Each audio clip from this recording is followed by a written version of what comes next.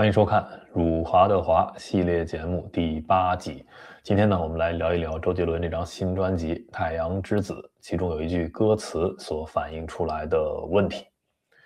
首先呢，我从他出第一张专辑就很喜欢他。我记得当时我上中学，那年夏天我去杭州旅游，在西湖边晚上看着夜空耳机听着 Walkman。那一首歌叫《心情》那一场景我一直记得。若干年后当我离开中国之前，也很巧最后一个城市我所在的也是杭州。那最后一晚，我也在西湖边上同样在听这首歌。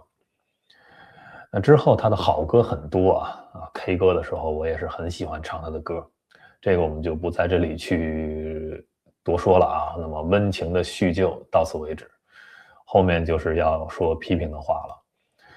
那他的近些年的专辑，这个质量确实是在下滑，有一种江郎才尽的感觉，是吧？因为最开始呢，他的整张专辑里可能只有1-2首歌不是很好听，后来变成一半一半再后来就是一整张专辑，你可能只能找到1-2首歌，让你这个不是眼前一亮是耳朵一亮。那么再到最新的这一张《太阳之子》，昨天我听了整首专辑13首歌，没有任何一首歌能够让我产生这个，就哪怕一小段旋律勾起我的这种兴奋感都没有。可能是由于他的这个这种风格没有什么突破始终在这个地方去循环。那也有可能他是习惯了就这样的方式，那他最基本盘的粉丝会一直喜欢，这都有可能这是一种商业考量，我们不想在这儿分析。那么其中呢，我在听歌的时候，我也喜欢看歌词嘛因为是一个文字工作者，是吧？那么其中有一首歌的歌词看完之后，我特别想做这期节目跟大家聊聊就是这首歌叫《圣徒》。上来第一句话他说：“你看老子身上半个刺青都没，却将音符文满这个世界。”我当时第一想法是这词应该不是方文山写的，那会不会是周杰伦自己写的呢？我去查了一下，然后发现作词人呢叫黄俊郎。黄俊郎其实还挺有名的，他给周杰伦写过很多歌，那最有名的就是《以父之名》还有《夜的第7章》，这都是很有名的圣徒这首歌是黄俊郎写的，那么最大的问题就是其中的这个老子这个措辞。老子这个措辞为什么那么刺眼呢？其实呢是在中国的川渝地区当地的这些人很喜欢自称老子。那我们知道中文呢和英文不太一样的是，它的第一人称自述有非常多的词因为英文就一个 I 代表我那么中文可以说我呀吾什么在下呀，是吧？鄙人呐，包括这个老子。那这些有什么不同呢？老子这个词我们先拆开来第一个字老，那不只是指年龄老以及这个资格老那么子呢，在中文里其实也是一种对人的尊称。那我们知道有孔子孟子、庄子，那当然了，还有一个人就叫老子，是吧？那老子这个词就很贴切的能够说明我们要讲这2个字一个老表示这个人岁数大这个资格老智慧高这个子也是对人的尊称嘛，结合在一起。其实有人说历史上没有老子这个人只是把那一些智慧汇总成一本《道德经》，然后说它的作者就是老子，因为有孔子，有这子那子，是吧？我们也需要一个什么子来作为这个作者。那是什么子呢？资格最老的，智慧最高的，所以叫老子啊，有这么一种说法啊。那慢慢的呢，这个词就变成了一种自称，然后这个子呢发清音，变成了老子。这个老子呢，为什么那么刺眼呢？就在于啊，他是在你自称的时候啊，把自己抬高了一级，就是我比你资格老啊，我比你要高一级，高等一些这种感觉。因为中国这个儒家社会是很讲究尊卑有序的，那有尊称，对吧？也有卑称。我给大家看看啊，卑称都会有什么？你比如说刚才说的在下啊，鄙人是吧？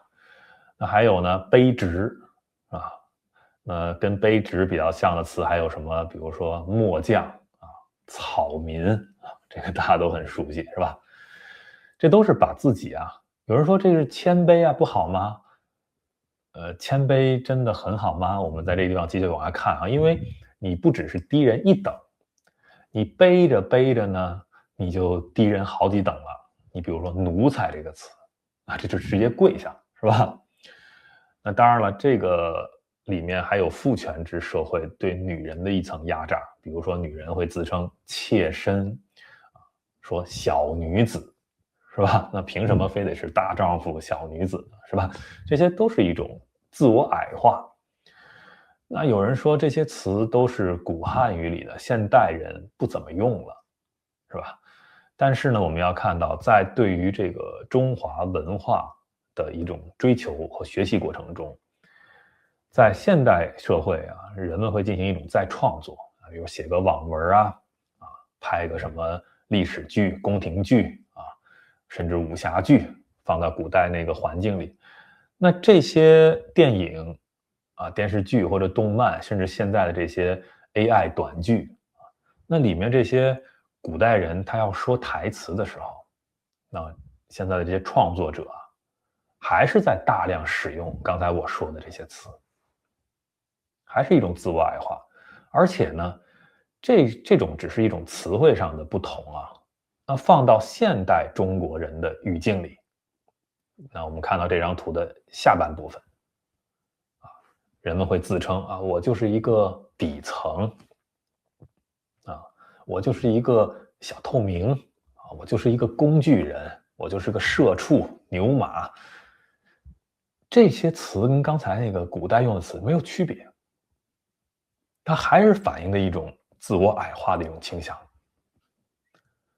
所以有尊啊，就有卑，你一定要把原本我们应该完全平视对方的啊，我就是我，像英文是就是一个 I 就完了。但你一定要二元划分啊，体现出一种尊，那你必然就有卑啊，慢慢的就演化成这样的一个用词习惯了。当然了，我说这个话呢，并不是说在英文的世界里就没有这种阶级感啊，也有，但是它不反映在这个第一人称这个爱这个位置啊，它在其他的一些语态啊、语序啊、一些其他措辞里也能体现出来。但是中文呢，就在这个点上特别的鲜明。所以今天呢，就借周杰伦这张新专辑啊，借他这首歌里的这一句词，我们来聊聊这个有趣的现象。那我们可以更剖析的深一点。那黄俊郎在写这首词的时候，那当然周杰伦不是完全没有责任啊，因为他是一个大咖，是吧？他对于自己的这些词曲，他是完全有决定权的。我可以用，可以不用，我甚至可以让你黄俊郎修改这个措辞，对吧？既然选进这张专辑，这就是周杰伦自己选的，他认为没问题，他可能没有意识到我今天这期节目里讲的“老子”这个词的背后的一些问题。那当然有人说了，那这也不是写周杰伦啊，他只是带入这个情境，是吧？但是黄俊郎写的可能不是周杰伦本人，他不是一个这种妄自尊大的这么一种性格啊，本人不是这样的，有可能，对吧？但是他写的是一个在华语乐坛的一个被神圣化的周杰伦的这么一个形象。他写的是这个形象，他有资格自称自己是老子。黄俊郎写的是这个形象，那可能黄俊郎本人也没有意识到他的观念深处的这种父权式的遗毒到底有多深，以及对于这个儒家社会这种尊卑的这个文化劣根性，他有没有意识到？好吧，我们就聊到这里吧，感谢收看、订阅、分享。